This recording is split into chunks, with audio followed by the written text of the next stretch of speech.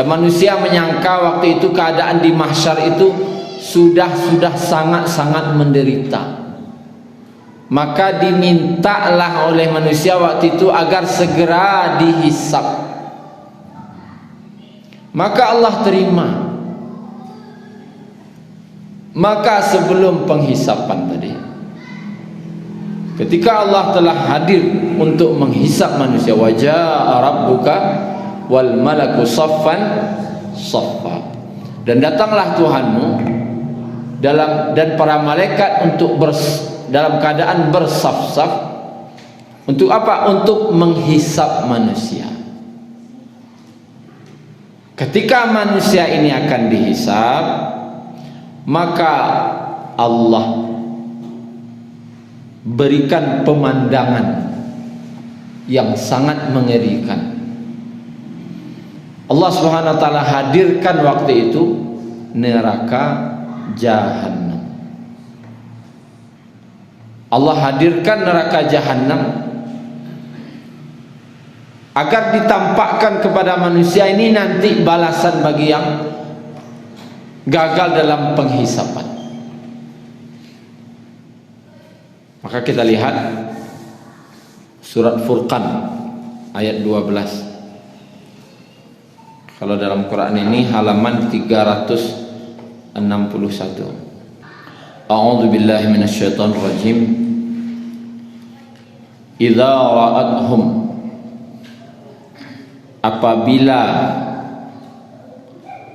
ra'athum, neraka itu melihat mereka. Arti neraka itu bisa melihat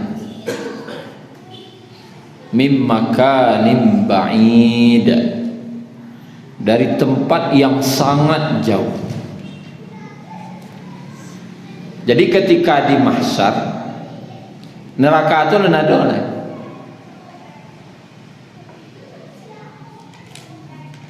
belum ada, dan neraka itu dihadirkan, didatangkan.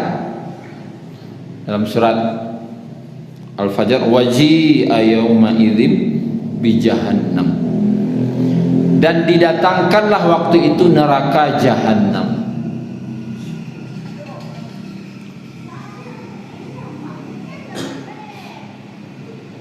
Dan dalam tafsirnya ini dari jarak 100 tahun perjalanan, neraka itu sudah melihat. Lah nampak di neraka Jahannam itu manusia. Dari jarak 100 tahun perjalanan. Dan dari jarak 100 tahun perjalanan itu pula, sami'u laha, manusia itu pun sudah mendengar. Sejauh atau 100 tahun perjalanan, manusia itu sudah mendengar taghayyuzan, kemarahan neraka Jahannam, wa zafira, dan bunyi gemuruhnya, bunyi gejolak apinya. Kan kalau ada rumah tapanggang berbunyi ada api itu, dari itu tuh dari 100 tahun perjalanan lah cadangan. Belum lagi kemarahan. Suka dalam surat Al-Muluk, takadu tamayyazu minal ghaiz, hampir-hampir saja neraka itu pecah karena kemarahannya. Kemarahan apa? Ternyata neraka Jahannam ini melihat manusia tadi dari jarak 100 tahun tadi, melihat manusia dari jauh di mahsyar tadi, lah sangatlah kaberangnya neraka tadi, sangat marahnya. Kenapa? Karena kedurhakaan manusia. Lah sebegitu jelas perintah-perintah Allah, larangan-larangan Allah, begitu jelas. Nikmat Allah gitu jelas, masihnya didustakan.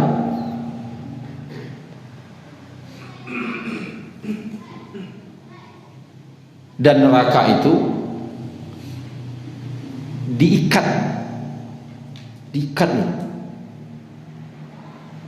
Karena kalau di padiannya, digulungnya orang tersadun. Bantu orang berang, kira-kira bah. Kalau di lapehannya, nya dari jauh salah berang macamnya. Pas batamu bah, di lapehan, bahaya. Makanya dalam hadis yang Muslim disebutkan neraka itu ditarik dengan 70.000 kendali. Pamacian, kalau pamacian akan limonya, 2 tangan, 2 kaki, kepala. Kalau pacian 5 kok ngari aja nyalek. Nah, bayangkan neraka jahanam itu ditarik 70.000 kendali. 70.000 pamaciannya. Tidak 5 70.000. Dan satu kendali cek pemacian, kalau tanganku di pacian misalnya, itu yang memacian malaikat 70.000 loh malaikat memacian. Artinya neraka itu sangat kejam, sangat sadis. Sehingga paralu di KBN 70.000 pangabeknya. Dan 70.000 loh cek KB itu 70.000 malaikat memaciannya. Dan itu pun dari jarak 100 tahun lah tadanga bunyi berangnya dan bunyi gejolaknya. Dan neraka itu melihat, karenanya makhluk Allah melihat. Bantu matonya ndak itu lu kakak dikaji dah. Awak sana kali kaji. Bantu mato bukan kajian awak.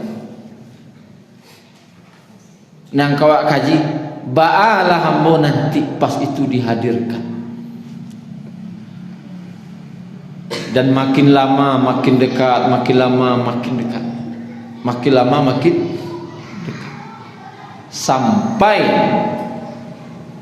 benar-benar neraka itu dihadapkan kepada manusia di mahsyar. Hampir-hampir neraka itu pecah, kata Allah, karena kemarahannya.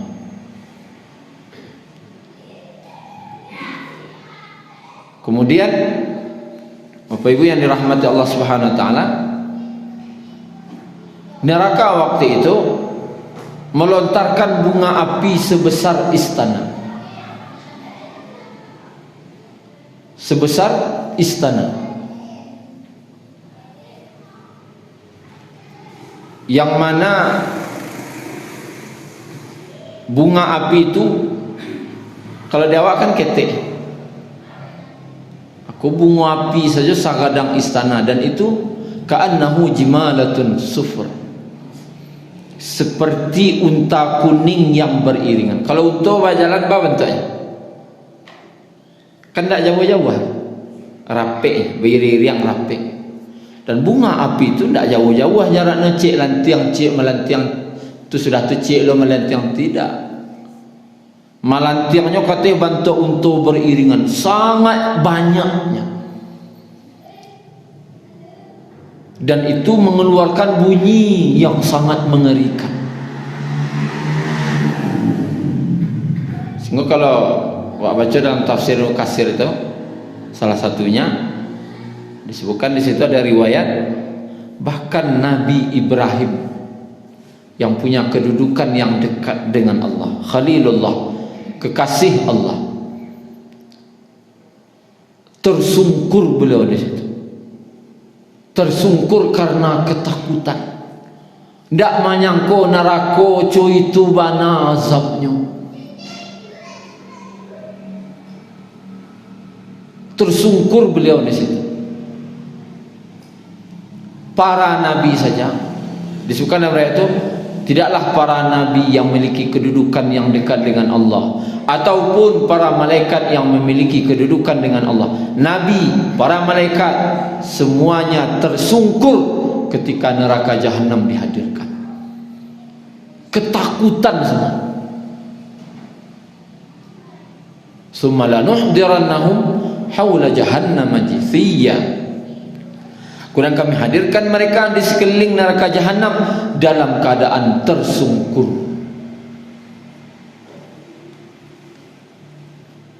Bapak Ibu yang dirahmati Allah Subhanahu wa taala, barulah manusia waktu itu bahasa awaknya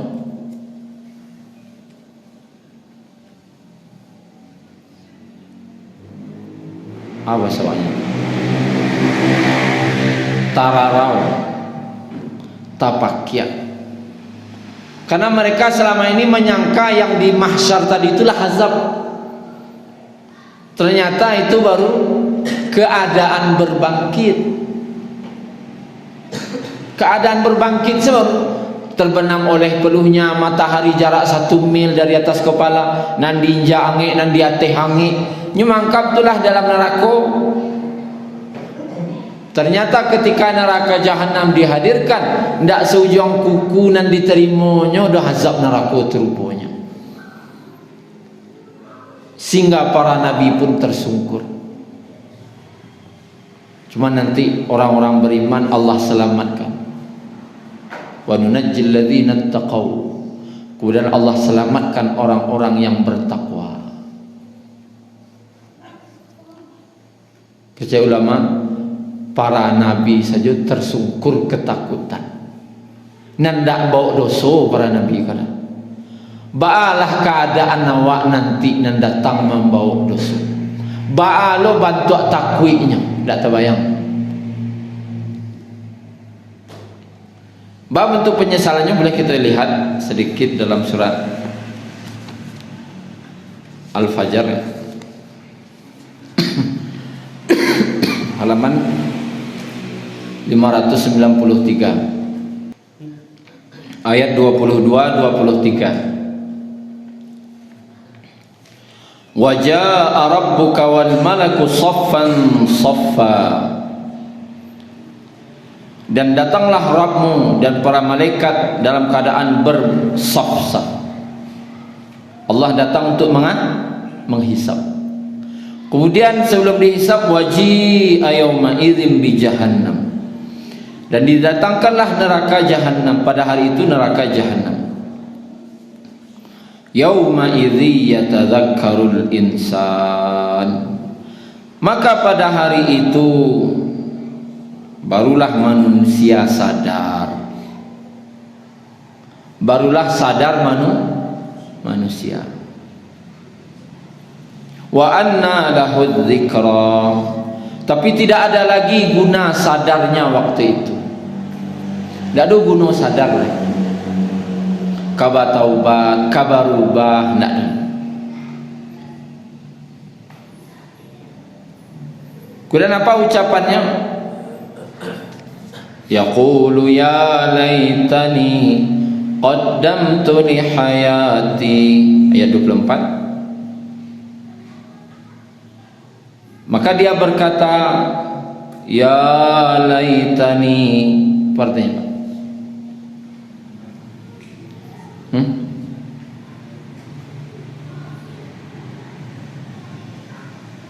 bahasa awaknya apa? Ya laitani. Itu kata-kata penyesalan. Kalau bawa, kalau menyesal baca awak keluar. Penyesalan dan sangai. Penyesalan yang tidak ada guna lagi. Kalau bahasa awaknya lebih kurang, tapi tidak bisa mewakili.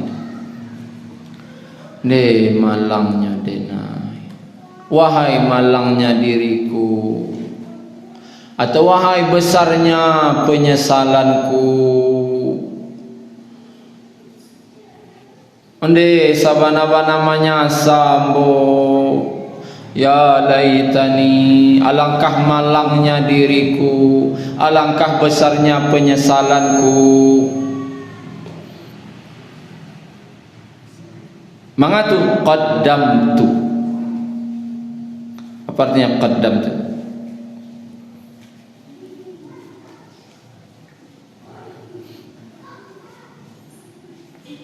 Apa yang telah aku perbuat dalam hidupku. Artinya kalau bahasanya de malangnya dena, alangkah besarnya penyesalanku terhadap apa yang telah aku perbuat dalam hidupku. Artinya takana seluruh dosa waktu itu. Ketika neraka jahanam itu didatangkan, teringat semua dosa. Takana seluruh dosa. Dari nang gadang sampai nang ketek, takana seluruh dosa tadi.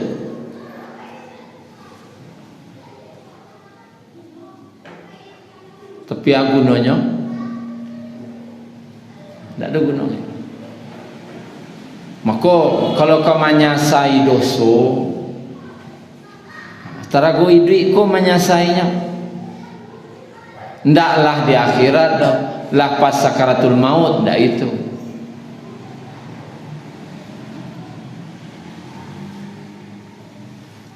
Dalam surat lain yang sering kita dengar, surat Sajadah, ketika melihat neraka itu apa kata manusia?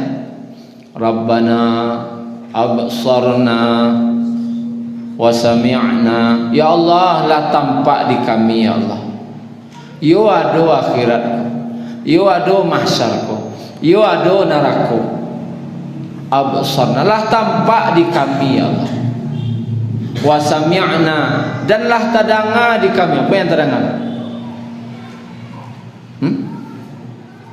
Bunyi neraka tu lah tampak yo, mandangan neraka tu yo lah tadanga. Ba'a ngerinya bunyi neraka jahanam tu.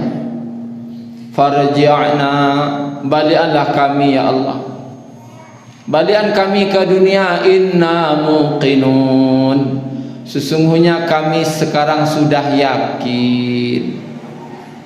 Lah yakin kami ya Allah. Tapi aku no yakin lah. Kalau kau yakin, yakin dari kini. Kalau kau percaya itu percaya dari kini. Bukan lah mati baru percaya baru yakin, tak ada guna lah. Yang dikatakan beriman tu yu'minuna bil ghaib, beriman dengan yang gaib. Beriman dengan yang tak tampak. Lah tampak baru percaya, tak ada guna lah. Percaya tu baru mendatangkan manfaat. Alun tampak dia adalah percaya, tu baru mendatangkan iman. Bila nampak neraka tu, lah nampak mahsyar tu, inna muqinun, sungguhnya kami sekarang benar-benar sudah yakin. Gunanya lah. Berarti tak ada gunanya. Yang dikatakan ujian itu alun tampaklah yakin waktu ujian. Kalau kini tampak baru yakin, berarti tidak ada ujiannya di situ. Tapi alun tampak awaklah yakin, berarti itu nan lulus. Maka penyesalan nanti Bapak Ibu yang dirahmati Allah, dan penyesalan itu bertingkat-tingkat. Ketika meninggal petanggo lah menyesalnya manusia. Dalam kubur ketika disiksa, ketika ditanya menyesalnya manusia. Bertambah lagi penyesalannya. Ketika berbangkit bertambah dosanya. Ketika neraka jahanam didatangkan, meningkat lagi penyesalan. Penyesalan di atas penyesalan, yang penyesalan itu tidak ada akhirnya. Maka kalau kamu menyesalah dari kini. Kalau kau bertaubatlah dari kini. Tak bisa dah kini. Karena alam tentu hidup sampai biswa. Bertaubat tu dari kini. Dan perlu ingin anak awak, kemanakan awak, cucu awak, tetangga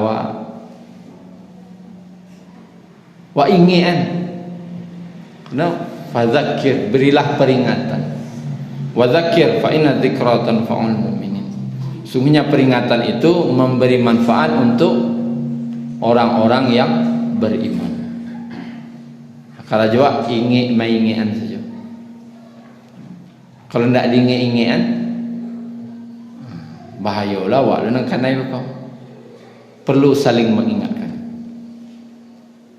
Kemudian penyesalan kau Bapak Ibu yang dirahmati Allah, Sebutkan dalam hadis Ahmad, jangankan orang yang membawa dosa,